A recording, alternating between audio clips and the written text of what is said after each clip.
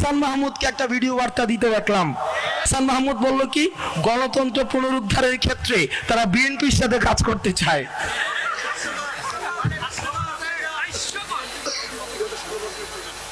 আপনারা যারা আছেন দেখেন, আপনারা জীবনের ঝুঁকি নিয়ে 5ই আগস্টের পূর্বে আপনারা রাস্তায় নেমেছেন। কোনো কারণে আবার যদি ফ্যাসিস্ট সরকার, ফ্যাসিস্টের কোনো একটা দূষর অনুচর আবার রাষ্ট্র কাঠামোতে অনুপ্রবেশ করে, সর্বপ্রথম যাকে টার্গেট করবে তারা হচ্ছে বৈষম্য বিরোধী ছাত্র আন্দোলন।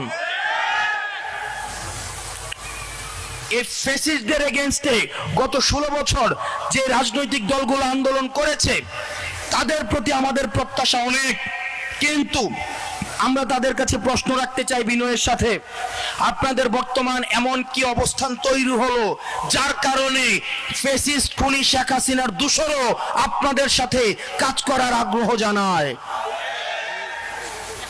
তারা আপনাদের সাথে বৈষম্য বিরোধী ছাত্র আন্দোলনের নেতৃত্বদেরকে বলে আমরা হচ্ছে কিশোর গ্যাংয়ের সদস্য।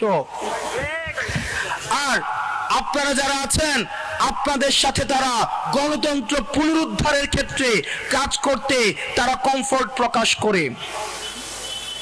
আমরা দেখেছি 5ই আগস্টের পরে একটা জেনারেশন কনফ্লিক্ট হচ্ছে।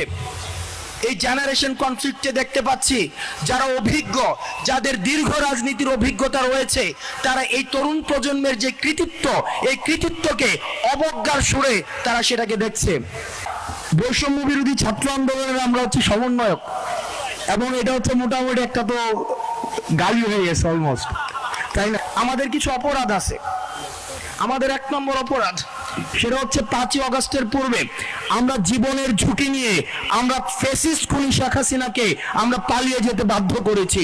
এটা হচ্ছে আমাদের প্রথম অপরাধ। আমাদের 2 নম্বর অপরাধ, 5ই আগস্টের পূর্বে আমাদের সাথে যত ধরনের লিয়াজু করার চেষ্টা করা হয়েছে, সমঝোতা করার চেষ্টা করা হয়েছে, আয়না ঘরে রেখে ডিজিএফআই দিয়ে রাষ্ট্রের সর্বোচ্চ আইন শৃঙ্খলা রক্ষাকারী বাহিনী যখন জোর জবরদস্তি করে আমাদেরকে নেগোশিয়েট করতে বাধ্য করেছিল, তখন আমরা ফ্যাসিস্ট খুনি শেখ হাসিনার সাথে কোনো ধরনের সমঝোতা যাই নাই। সেটা হচ্ছে আমাদের 2য় অপরাধ।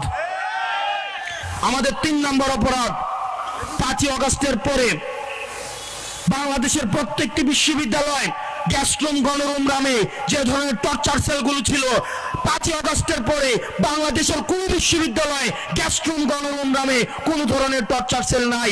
এটা যে নাই সেটা করতে দেওয়া, সেটা হচ্ছিল আমাদের 3য় নম্বর অপরাধ।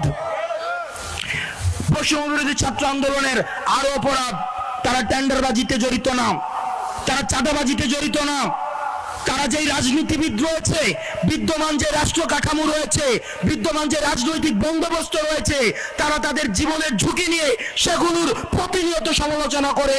এটি হচ্ছে তাদের সর্বোচ্চ অপরাধ।